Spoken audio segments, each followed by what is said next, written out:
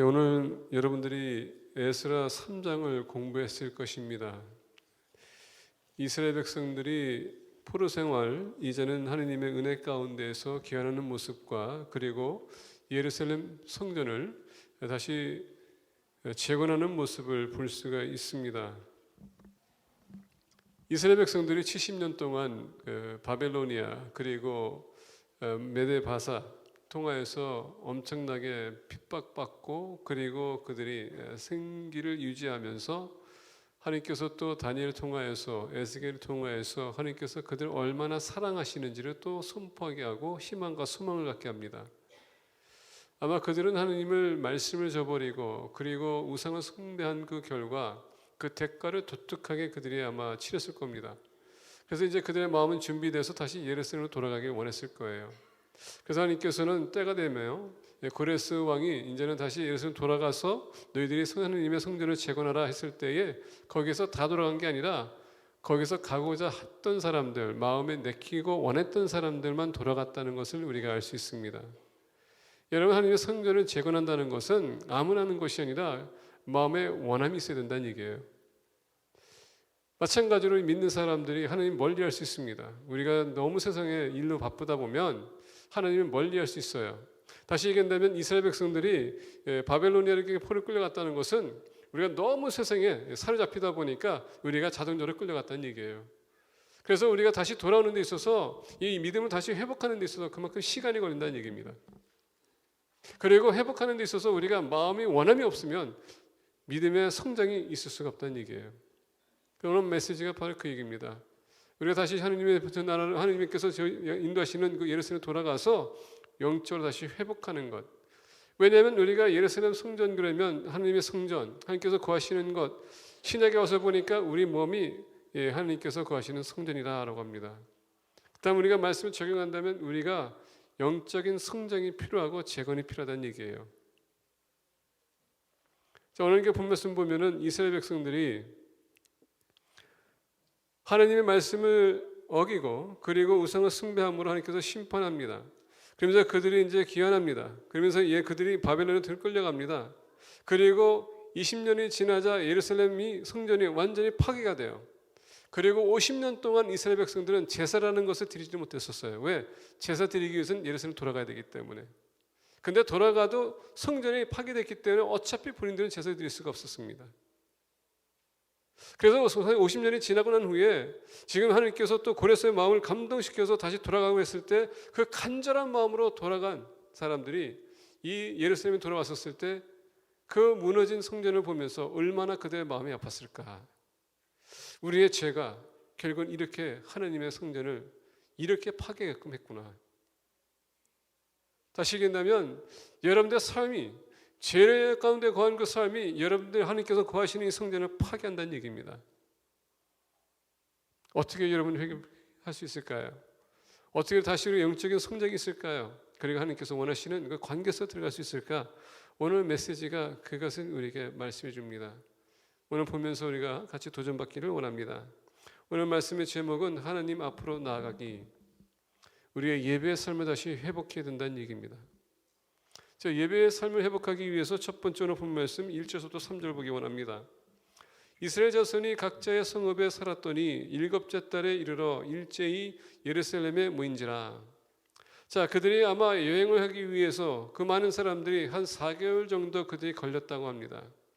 그 바사, 메데 바사에서 그 바벨로니아 수도에서 그들이 떠나면서 지금 하나님께서 모집해가지고 보내는데 한 4개월 정도 그들이 걸려서 예루살렘에 도착했습니다. 오늘 말씀 보니까 이스라엘 자손이 각자의 성읍에 살았더니 라고 합니다. 이제 도착하자마자 그들이 어떻게 했습니까? 그들이 살 곳을 그들이 정하고 이제 먼저 하나님의 성전을 재건해야 되는데 그게 아니라 오늘 말씀 보니까 본인들이 살 곳을 먼저 정했다라고 합니다. 이상하게도 하나님께서 우리의 삶을 이렇게 주관해 주시고 우리가 죄를 범했었을 때 다시 불러주시는데 우리는 똑같은 반복적인 삶을 살아가는 것 같아요. 하나님의 은혜를 끼치면 우리가 그 은혜를 받고 마치 사사기에 있는 이스라엘 백성들이 하나님을 거역하고 하나님을 분노스럽게 하고 하나님께서 심판하는 그 모습 계속 반복되는 것처럼 돌아와서 그들이 먼저 살았더니 일곱째 달에 이르러 일제히 예루살렘에 모인지라. 4개월이 걸렸다고 합니다. 그러면서 일곱째 달에 이르러 일제히 예루살렘에 모인지라. 이제 모든 것을 정리하고 이제는 그들이 모였다고 합니다. 아마 어떤 면에서 보게 되면 그들이 온 목적을 잠시 동안 잊어버리고 우리가 생계를 먼저 살 곳을 먼저 정하고 그 다음에 여러 가지 정리하고 나서 우리가 온 목적이 뭐지? 맞아, 우리가 하나님의 성전을 다시 재건하는 것, 우리가 신경 써야 되겠다. 그래서 오늘 말씀 보니까 요사닥의 아들 예수아와 그 형제 제사장들과 스알디엘의 아들 스루바벨과 그의 형제들이 다 일어나 이스라엘 하나님의 제단을 만들고 하나님의 사람 모세의 율법에 기록한 대로 번제를 그 위에서 드리려 할세. 무리가 모든 나라 백성을 두려워하여 제단을 그 터에 세우고 그 위에서 아침 저녁으로 여호와께 번제를 드리며. 자, 오늘 말씀 보니까 1절과 2절과 3절에 보니까 요사닥의 아들 예수아와 그리고 스루바벨을 또 우리에게 소개해 줍니다. 스루바벨은 왕의 후손입니다. 더 나아가서 여기서 보니까 예수아는 원래 그 할아버지가 느부갓네살에게 살해를 당하는데 그때 당시에 제사장이었어요. 대제사장. 그 후손이 지금 같이 따라왔다는 얘기입니다. 여러분, 성전을 재건하기 위해서 뭐가 필요합니까? 지도자가 필요하지만 그 중에서도 제사장이 필요하다는 얘기예요. 더 나아가 레위 지파가 필요하다는 얘기입니다. 그래서 이 성전을 재건하기 위해서 반드시 제사장, 왕과 더 나아가서 대제사장과 그리고 레위 지파가 같이 동참했다는 얘기입니다. 근데 대표적인 두 리더십이, 만약에 육적인 리더가 있다면 영적인 리더가 같이 협력해서 하나님의 성전을 재건하기 위해서 첫 번째 그들이 한 것이 뭡니까? 제단을 쌓았다. 우리가 보면은 아브라함이 갈대우르에서 하나님께서 지시한 약속의 땅에 갔었을 때 그들이 도착하자마자 한 게 뭡니까? 제단을 쌓는 것. 야곱도 마찬가지입니다. 이삭도 마찬가지예요. 항상 하나님께서 약속하신 땅에 그들이 도달하는 순간에 어떻게 했습니까? 제단을 쌓습니다. 그 제단이라고 있었을 때 그 뭡니까? 다시 하나님과의 만남 속에서 우리가 서약을 하는 것입니다. 특히 우리가 이삭을 보게 되면 야곱을 보게 되면 하나님께서 나를 인도해 주시고 나를 여기까지 돌아오시게 한다면 하나님이 나의 하나님이 될 것입니다. 서약하는 것이 바로 제단이에요. 오늘 말씀 보니까 첫 번째 그들이 서약을 합니다. 제단을 만들고 하나님의 사람 모세의 율법에 기록한 대로 번제를 그 위에서 드리려 할세. 근데 이 제단을 만들 때 여러분 아무런 제단을 쌓는 것이 아니라 말씀에 의해서 하나님의 사람 모세의 율법에 기록한 대로 번제를 그 위에서 드리려 할세. 여러분, 단을 쌓는 것은 우리가 원하는 대로 쌓는 것이 아니라 엄연히 하나님께서 우리가 처방한 말씀 안에서 우리가 제단을 쌓아야 된다는 얘기예요. 하나님의 서약은 이렇습니다. 하나님 우리가 언약을 맺었을 때 하나님께서 그 언약을 하나님께서 다 지키세요. 근데 하나님께서 우리에게 똑같은 것을 요구합니다. 그래서 우리가 서약하잖아요. 하나님께서 그 서약을 기억합니다. 여러분들이 잊어버린다 할지라도 하나님께서 그걸 기억하십니다. 그래서 합니까? 그 서약 때문에 하나님께서는 본인이 하실 일은 모든 것을 하되 더 나아가서 우리에게 그 똑같은 것을 조건을 요구하세요. 만약에 우리가 벗어나잖아요. 어떻게 합니까? 다시 우리 부르십니다. 근데 그 돌아오기까지는 엄청나게 힘들고 어렵고 해요. 왜? 우리가 하나님의 말씀을 거역했기 때문에. 근데 하나님은 반드시 돌아오게 하십니다. 그게 하나님의 섭리예요. 그리고 하나님의 주권입니다. 그래서 우리가 여러분 구원이라고 했죠. 예수님을 영접하는 순간에 하나님께서 여러분 모든 것을 역사하시는 겁니다. 우리는 예수 그리스도를 믿으면 돼요. 그리고 우리가 하나님 말씀을 믿었는 순간에 네 맞습니다. 서약했습니다. 우리가 주 예수 그리스도 나의 구주로 영접한다고 했습니다. 여러분 주라는 건 뭡니까? 롤십을 드린다는 것은 내가 전적으로 하나님 예수님을 복종하겠다는 얘기예요. 근데 우리는 그런 삶을 살지 않습니까? 우리는 복종한다기보다도 반항할 때가 얼마나 많습니까? 그러다 보니까 어떻게 하세요? 우리를 때리는 겁니다. 정신 차리게 해서 다시 돌아오게끔 하기 위해서. 그래서 여러분 인생에 힘든 일이 생길 때에 무조건 하나님 왜 나한테 이런 어려움 주십니까가 아니라 하나님 감사합니다. 저에게 깨우침을 주기 위해서 다시 저를 불러주시는군요. 이걸 여러분 우리의 믿는 사람들이 해야 될 반응입니다. 거기에 대해서 힘들어하고 우리가 좌절하는 게 아니라 또 하나님께서 나에게 깨우침을 주시기만 하시는구나. 우리의 생각과 생각하고 보는 각도를 좀 바꿔야 될 것 같아요. 하느님의 제단을 만들고 하느님의 사람 모세 율법에 기록한 대로 번제를 그 위에 드리려 할세 무리가 모든 나라 백성을 두려워하여 제단을 그 터에 세우고 무리가 모든 나라의 백성을 두려워하여 여러분 이스라엘 백성들이 돌아왔습니다. 보니까 거기에 사마리아 사람도 있고요. 거기에 또 여러분 또 바벨론의 사람들이 있고 그 외에 바사 사람도 있고 여러 사람들이 거기 와 있었습니다. 그러다 보니까 이스라엘 백성들이 다시 와가지고 성전을 다시 재건한다는 것을 보았을 때 저 사람들이 나를 보복하면 어떨까? 우리가 느헤미야를 보니까 계속 핍박하지 않습니까? 그런 두려움이 있었다는 얘기예요. 우리가 하나님 앞에 서약하는 데 있어서 이 서약이라는 게 얼마나 여러분 소중한지 아십니까? 근데 우리가 서약하는 순간에 사단과 사악한 영과 세상은 계속 위협을 해요. 그래서 우리가 떨어져 나갈 수 있도록 다시 우리가 포로 생활할 수 있도록 위협합니다. 각오가 필요해요. 하느님과의 언약이 있어서 여러분 서약이 있어서는 각오가 필요하다는 얘기예요. Without commitment, covenant will be impossible. 항상 우리가 지키려고 하는 그런 의지가 필요하다는 얘기입니다.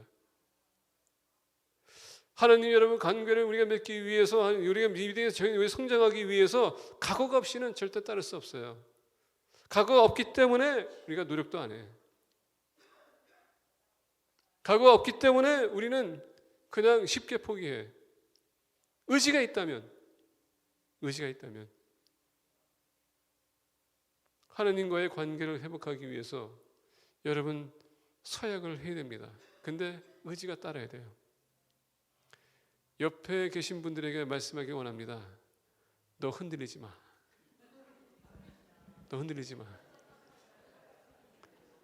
예, 여러분 신앙은 흔들리면 안 됩니다.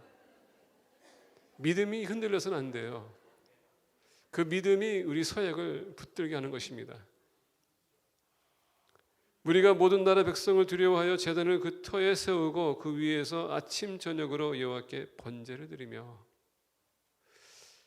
우리가 솔로몬의 제사를 보게 되면 1000번의 제사 얼마나 헌신적입니까?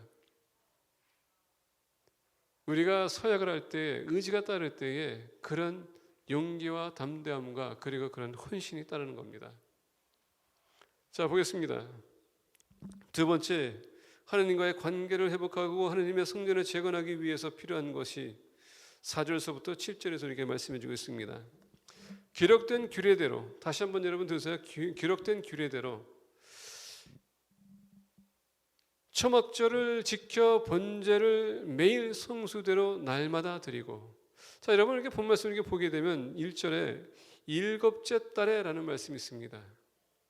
이 일곱째 달은 보게 되면 이스라엘 백성들에게 가장 큰 절기가 있는 때예요. 그때 무엇이 있는가? 속죄일이 있고 그 다음에 초막절이 있고 나팔절이 있습니다. 가장 큰 명절이 있었던 날이에요. 계속 따르고 있었습니다. 신년에 들어와서. 그러다 보니까 이스라엘 백성들 생각해 보세요. 50년 동안 제사를 드리지 못했던 사람들이 갑자기 하나님께서 은혜를 베풀어서 이제는 하나님 앞에 나와서 제사 드릴 수 있는데 오늘 말씀 보니까 이 3절에서 후반절서부터 얘기합니다. 그 태워 세우고 제단을 그 터에 세우고 위에서 아침 저녁으로 여호와께 번제를 드리며 아침 저녁으로 계속 지속적으로 썼다는 얘기입니다. 기록된 규례대로 초막절을 지켜 번제 매일 성수대로 날마다 드리고 계속 지속적으로 드렸다고 합니다. 그 위에 항상 드리는 번제와 초하루와 여호와의 모든 거룩한 절기의 번제와 사람이 여호와께 기쁘게 드리는 예물을 드리되 계속 지금 드리고 있어요. 그래서 여러분 4절부터 7절을 보게 되면 동사가 13번이나 나오는데 어떤 동사 나오냐? 드렸다는 얘기예요. 그 짧은 구절 안에 13번이나 그들이 계속적으로 드렸다. 일곱째 달 초하루부터 비로소 여호와께 번제를 드렸으나 그때 여호와의 성전 지대는 미처 놓지 못한지라. 지금 여러분 지금 기초를 두기도 전에 벌써 어떻게 했습니까? 그들은 서약하고 그 다음에 그 서약 가운데 번제를 드리기 시작했는데 계속 지속적으로 드렸다는 얘기예요. 우리가 믿음의 성장에 여러분 요구되는 게 뭐냐? 첫 번째는 서약이고 두 번째는 희생이라는 얘기예요. 헌신이라는 얘기입니다. 27절 보니까 이에 석수와 목수에게 돈을 주고 또 시돈 사람과 두로 사람에게 먹을 것과 마실 것과 기름을 주고 계속 드리고 주고 드리고 주고 계속 반복해서 나옵니다. 왜 하나님께서 이렇게까지 이 모든 것을 요구했을까요? 그리고 또 하나님께서 또 어떻게 그 타이밍 딱 맞춰가지고 7월달, 이게 원래 그때 당시에 보면 9월 10월 달입니다. 일곱째 달 가장 명절이 큰 때에 하나님께서 그들을 이 제단을 짓기 위해서 제물을 바치게 했는가? 여러분 생각해 보세요. 이스라엘 백성들이 지금 바벨로니아뿐만 아니라 메데 바사를 통과해서 얼마나 많은 우상들을 그들이 체험했을까? 기록상으로 보게 되면 거의 1200, 1300개의 신들이 있다고 해서 신전들이 있었고, 그런 거에 엑스포스된 사람들이 여러분 그 모든 우상은 뭡니까? 자기에 가는 것, 자기의 욕심을 채우는 것, 욕망을 채우는 그 모든 것들이 거기 있었을 때에 거기에 익숙했던 사람들이 이제 다시 돌아왔습니다. 그러다 보니까 그들이 돌아올 때에 참 재밌는 것은 뭐냐면 돌아올 때도 그들이 금과 은과 다 주셨다고 합니다. 여러분 이스라엘 백성들이 이스라엘 애굽에서 나올 때, 그들이 애굽 출국할 때에 하나님께서 애굽 사람들 감동시켜 주셨습니까? 그들 또한 보상해서 400년 동안 노예 사역도 보상해서 금과 은과 모든 천 같은 거 다 보냈다고 합니다. 근데 오늘 우리가 역사적으로 보게 되면 그때 당시에도 하나님께서 똑같이 메데 바사의 사람들에게 금과 은과 모든 것을 받아가지고 돌아오겠습니다. 그래서 오늘 본 말씀 보게 되면 그들이 바친 것은요, 그들이 거저 바친 게 아니에요. 그걸 하나님께서 얻게 해서 바치겠다는 얘기예요. 무슨 얘기인지 아십니까?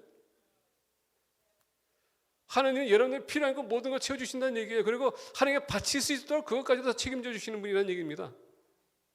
근데 오늘날 우리는 많이 하나님 바라보는 게 아니라 이상하게 우리는 계속적으로 내가 이거 없으면 어떡하지? 저 사람이 나 도와주지 않으면 어떡하지? 우리는 이렇게 항상 눈에 돌릴 때가 많아. 근데 하나님은 하나님께서 받기 원하는 것, 받을 만한 것 하나님께서 다 채워주세요. 그렇다면은 두 번째 여러분 우리가 우리가 희생해야 되는데 여기서 보니까 엄연히 여러분 재물에 대해서 얘기하고 있습니다. 돈까지 바쳤다고 했습니다. 자, 오늘 본 말씀 보게 되면 우리의 여러분 물질 가치관에 대해서 얘기하는 겁니다. 여러분들 하나님 은혜 받았다고 생각한다면은 그 은혜 받음이 어떤 기준에 여러분 도달했습니까? 얼만큼의 은혜를 받았어요? 여러분 신약을 보게 되면 12일조에 대해서 얘기하지 않습니다. 야, 제가 또 현수 목사가 또 12일조 설교한다 이렇게 생각하지 마세요. 이건 말씀 가지고 얘기하는 거니까. 여러분 하나님께서 여러분들 은혜를 끼쳤을 때에 구약에서는 11조를 바치라고 하지만 신약에서는 11조라는 얘기가 없어요. 근데 여러분 너희들이 은혜를 받았으면 은혜 받은 만큼 너희들이 주라라고 했습니다. 근데 매일마다 은혜 받았다는 사람들이 여러분께 11조만 되겠어요? 그러니까 여러분 그런 차원의 논리를 가지고 말하지 말라는 얘기입니다. 여러분들이 손해봐요. 그렇게 얘기하면 11조는 기본이고 신앙에 와서 은혜의 시대에 사는 사람들은 그거 여러분 더 우월하게 우리가 바쳐야 된다는 얘기예요. 근데 그 모든 것을 하나님께서 채우신다는 얘기입니다. 더 나아가 왜 하나님께서 이 구약시대 때 11조를 요구했는가? 하나님이 됨을 인정하라는 얘기예요. 하나님께서 모든 것을 준다는 것을 우리가 그것을 인정하라는 얘기예요. 주시는 이도 하나님이시고 거두시는 이도 하나님이라는 것을 인정하라는 얘기입니다. 은혜를 하나님께서 베푼다는 것도 인정하라는 얘기예요. 그래서 하나님께서 바치라는 얘기입니다. 하나님이 하나님됨을. 근데 여러분 오늘날 이스라엘 백성들이 왜 포로 끌려갔을까요? 10의 1조를 떼어먹었다라고 합니다. 구약을 우리가 여러분 다 무시할 수 있는 게 아니라 구약은 우리의 길라잡이에요. 하나님의 백성이 이렇게 구별되어야 된다는 것을 보여주기 위해서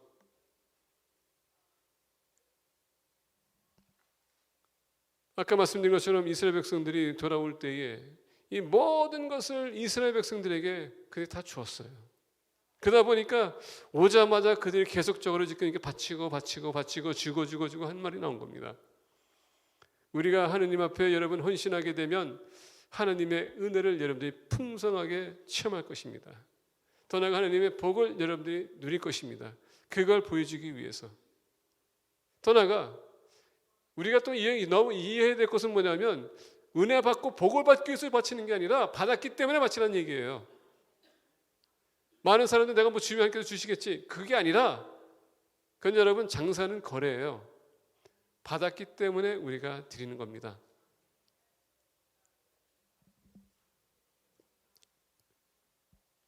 오늘 이렇게 본 말씀 보니까 예물 바치는 것에 대해서 보니까 우리가 몇 가지 진리가 있는데 우리가 그것을 보길 원합니다. 먼저 우리가 3절에 보니까 아침 저녁으로 여호와께 번제를 드리며 기록된 규례대로 초막절을 지켜 번제를 매일 성수대로 날마다 드리고, 여러분 우리가 하나님 앞에 바치는 데 있어서, 제물을 바치는 데 있어서, 헌신하는 데 있어서 첫 번째 우리가 말씀 중심으로 우리가 드려야 되는 것입니다. 하나님을 인정하는 것. 두 번째 보니까 날마다 매일마다 아침 저녁으로 지속적으로 드려야 된다는 얘기예요.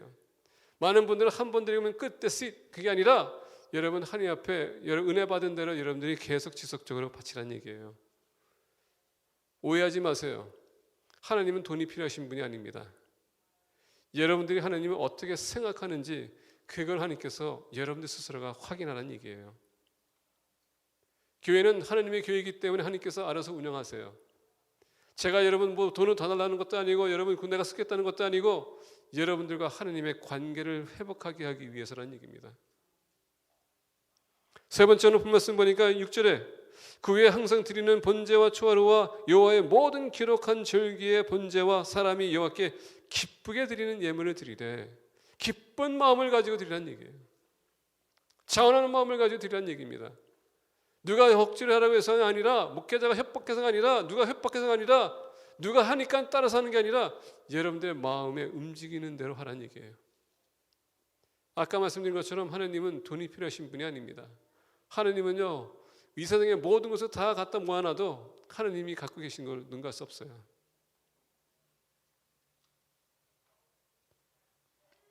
그리고 제사 드릴 때 항상 여러분 마음을 준비하고 드리라는 얘기입니다. 세 번째 보겠습니다. 8절과 9절입니다.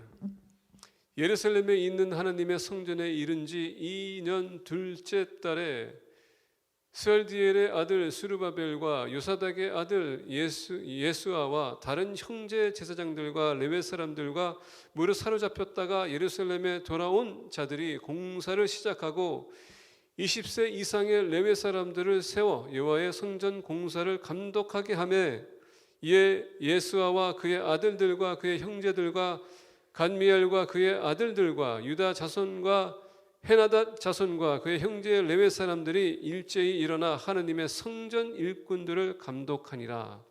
여기서 보니까 많은 사람들이 동원이 돼서 어떻게 했습니까? 그 일을 감당하고 있었다고 합니다.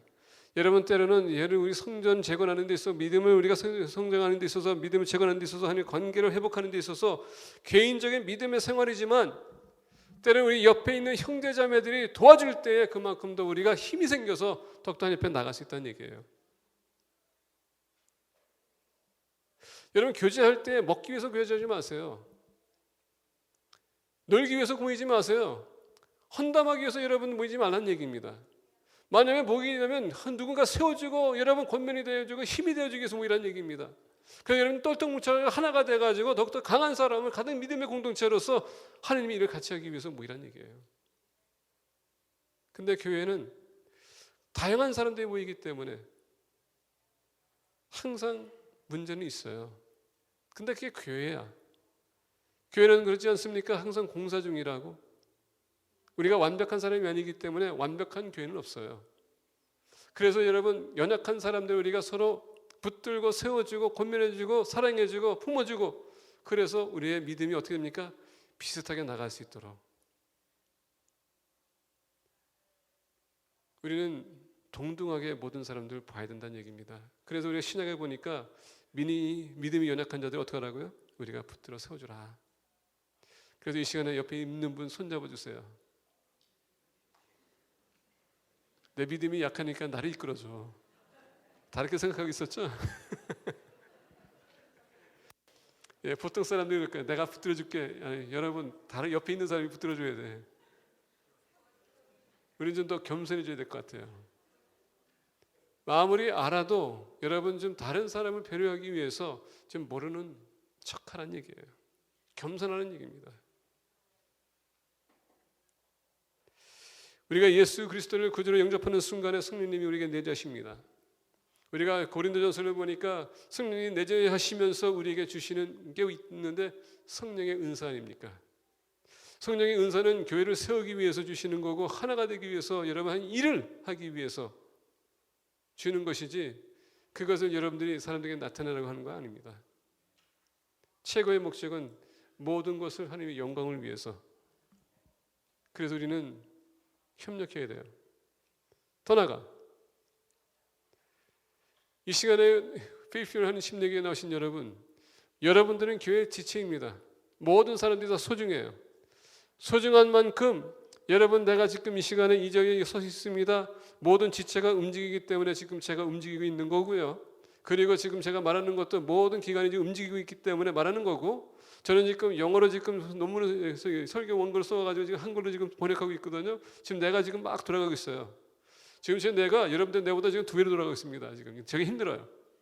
근데 제가 이거 쉬운 건 뭐냐면 이 모든 지체들이 움직이기 때문에 그렇다는 얘기예요. 그렇다면 무슨 얘기냐? 모든 교회인들이 같이 움직여야 돼요. 그냥 가만히 앉아 있어가지고 여러분 있는 사람들은 어떻게 합니까? 편해지기 원해. 편해지기 때문에 원하다 보니까 같이 하자 그러면 이 편한 사람이 불편해지는 겁니다. 불편해지면 어떻게 합니까? 뭐 말이 좋아지지 않아요. 그래서 오늘 말씀 보니까 일제히 움직였다. 감독했다. 서로 점검하는 겁니다. 점검하는 거예요.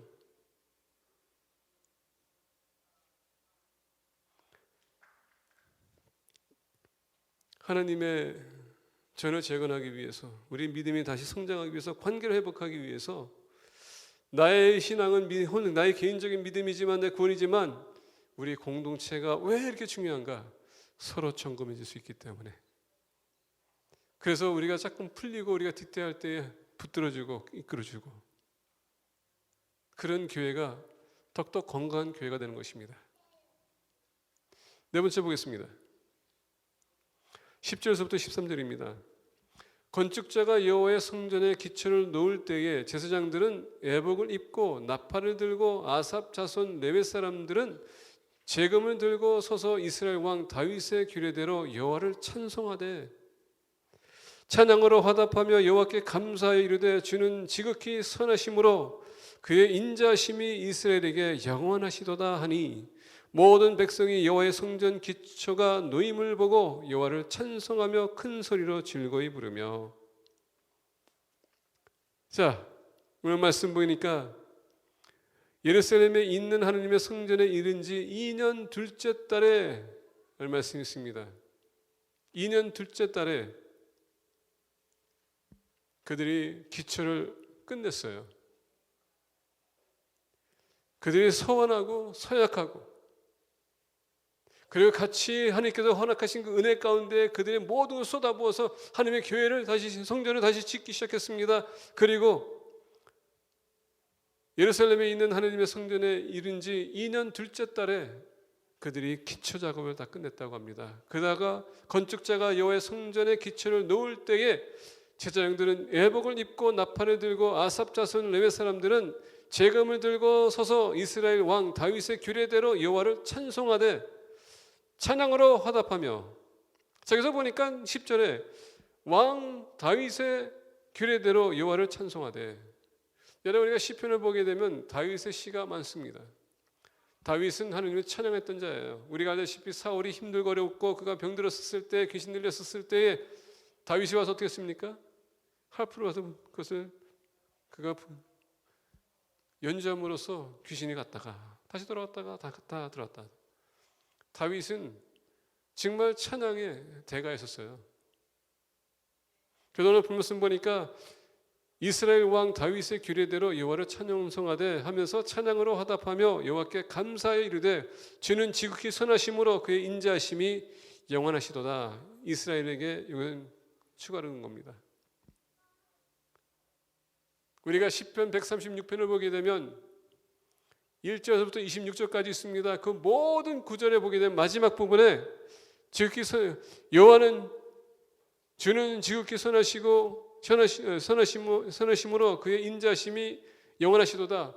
매 구절마다 절절마다 26번에 똑같이 기록이 되어 있어요. 하나님은 우리의 찬양을 받기에 합당하신 분이라는 얘기예요. 더 나아가 찬양을 하는 것은 뭡니까? 하나님을 인정한다는 얘기예요.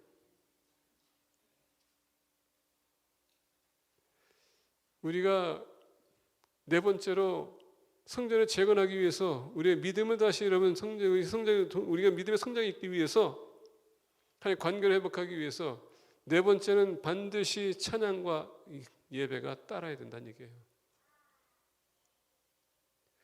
여러분들 성장이 있기 위해서는 예배를 꼭 지키셔야 된다는 얘기입니다. 하나님과 만남의 시간이 그렇게 소중하다는 얘기예요. 배움의 시간이 소중한 겁니다. 하나님과의 관계를 회복하기 원하는데 여러분 하나님과 예배를 드리지 않으면 무슨 관계가 회복되겠어요? 하나님의 임재를 우리가 체험해야 되는데 체험하지 못하는데 무슨 예배가 여러분 우리 신앙이 성장하겠습니까? 그러다 보니까 오늘 본 말씀에 찬양으로 화답하며 여호와께 감사하며 이르되 주는 지극히 선하심으로 하나님은 옳으신 분입니다. 하나님은 거룩하신 분입니다. 거룩한 백성이 하나님과 함께 있어야지 여러분 거룩해지지, 떠난다고 해서 어떻게 거룩해질 수 있습니까? 하나님 떠나는 순간에 바로 바벨로니아와 그리고 메다 바사입니다. 그런 삶을 사는 거예요. 애굽의 삶을 사는 겁니다. 하나님은 여러분들과 저를 다시 회복시키기 위해서 불러주십니다. 항상 돌아가는 곳이 바로 예루살렘이에요. 우리 만남의 장소가 필요해요. 그게 바로 예배 장소라는 얘기입니다. 제사장들과 레위 사람들과 나이 많은 족장들은 첫 성전을 보았으므로 이제 이 성전의 기초가 놓임을 보고 대성통곡하였으나 여러 사람은 기쁨으로 그에게 함성을 지르니. 자, 제사장들과 레위 사람들과 나이 많은 족장들은 첫 성전 솔로몬이 세웠던 성전을 얘기하고 있습니다. 여러분 일곱째 딸이라고 했을 때 그날이 언제인지 아십니까? 솔로몬 왕이 세웠던 성전이 마무리됐던 날이에요. 그렇게 뜻깊은 날이었습니다. 근데 이 시기는 언제 시간인가? 그때의 이스라엘 백성들이 솔로몬이 성전을 짓고자 하는 2달 전이었어요. 그렇기 때문에 그들에게 뜻깊은 날이었다는 얘기입니다. 아, 이제야 기초가 세워졌기 때문에 이제는 다시 성전에 올라갈 수 있겠구나. 솔로몬이 세웠던 그 첫 번째 성전을 봤던 사람들이 거기에 감탄한 겁니다. 아, 하나님께서 다시 한번 이렇게 지키게 하는구나. 왜? 예루살렘이 있으면 하나님 우리와 함께 있기 때문에. 그래서 예배를 소중하게 여겨야 돼요. 그분 안에 들어오면 여러분이 그러면 체험하는 겁니다.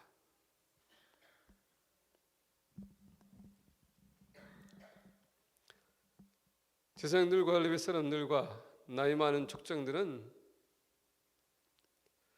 첫 성전을 보았으므로 이제 이 성전의 기초가 놓임을 보고 대성통곡하였으나 이제 드디어 신앙의 기초가 닦아지는구나.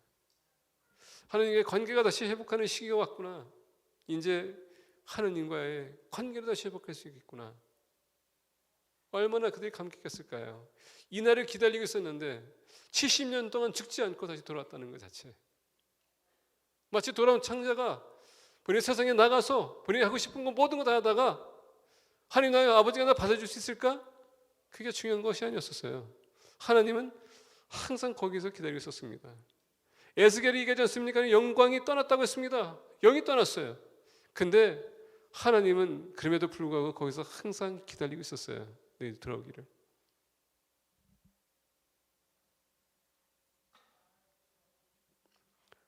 백성이 크게 외치고 소리가 멀리 들림으로 즐거이 부르는 소리와 통곡하는 소리를 백성들이 분가하지 못하였더라. 근데 여러분, 이렇게 통곡하면서 어떤 분들은 통곡했다고 했습니다. 어떤 분은 기쁨으로 함성을 지렀는데 어떤 사람들은 통곡하면서 울었다고 합니다. 근데 여러분 여기서 또 보게 되면 이 통곡이라는 것은 우리 장에서부터 우러나는 소리를 얘기하는 거거든요. 이 통곡이라는 것은 본인들이 죄를 범했었을 때 그걸 정말 느낀 사람이 통곡할 수도 있지만 이제 난 망했구나 하는 사람들이 또 여러분 장으로부터 우러나는 통곡을 얘기할 수 있어요. 근데 오늘 본 말씀 보니까 멀리서 오는 사람들이 듣는데 기쁜 함성이 들리는 반면에 또 통곡하는 사람들이 들렸어요. 이건 뭐냐? 예배 임하는 자세로 얘기하는 겁니다. 예배 임하는 자세. 어떤 분들이 이 시간 예배에 참석했습니다. 즐거운 마음을 가지고 와서 하나님의 임재를 체험하기 위해서 온 사람이 있는 반면에 어떤 사람들은 오늘 현수관 목사가 무슨 설교를 해서 나는 깔깔하는 사람이 할 수도 있는 사람이 있는 반면에 어떤 사람은 지금 너무 피곤해가지고 하품하는 사람이 있고요. 어떤 사람은 졸린 사람도 있어요. 어떤 사람은 막 그냥 낙서하고 있는 사람이 있습니다. 집중이 어디가 있습니까? 모든 게 나야. 예배는 여러분들의 포커스가 아니라 하나님의 포커스거든요. 근데 하나님의 임재를 체험하는 사람은 그냥 오로지 거기에 그냥 흐뭇해지기 때문에 기쁨이 나와. 근데 그게 아니라 내가 오늘 왜 나왔지? 이런 순간에 우리는 나가 중심이에요. 그래서 말씀을 선포해도 나하고 상관이 없어. 무관. 예배 나오실 때 여러분 하나님의 임재를 체험하는 거 더 나가서 은혜 받기 위해서 나오셔야 돼요. 그래서 다른 사람이 들었을 때 저 사람 정말 하나님 만나서 기쁨이 나오는구나. 이렇게 우리가 평가를 받아야지. 저 사람 예배 드리고 나서 왜 저렇게 계속 이렇게 빈정돼? 왜 이렇게 계속 안 좋은 말만 해? 예배 끝나고 나가는 순간에 어떤 분들은 모르겠지만은 그런 사람도 있더라고요. 벌써 말하는 투가 틀려. 행동이 틀려. 좋은 쪽으로. 근데 어떤 사람들은 더 나쁜 쪽으로 틀려. 왜? 기분 나쁘다 이거지. 누가 나에 대해서 얘기했기 때문에 목사님 저렇게 설교했지? 여러분 저 설교하기 전에 어느 누구 얘기 듣지도 않아요. 그리고 말씀을 연구하게 되면요 그냥 그 말씀대로 얘기하는 겁니다. 근데 이상하게 반응은 틀려. 그래서 은혜 받기 위해서 나오세요. 도전 받기 위해서 나오세요. 변화되기 위해서 나오시고 그리고 여러분 진리를 체험하기 위해서 나오세요. 그런 사람들이 교회를 더욱더 건강하게 만드는 것이고 여러분들 신앙도 더 건강해지는 거고 믿음의 성장도 그냥 올라가는 겁니다. 그런 공동체가 되기를 축복합니다. 기도하겠습니다.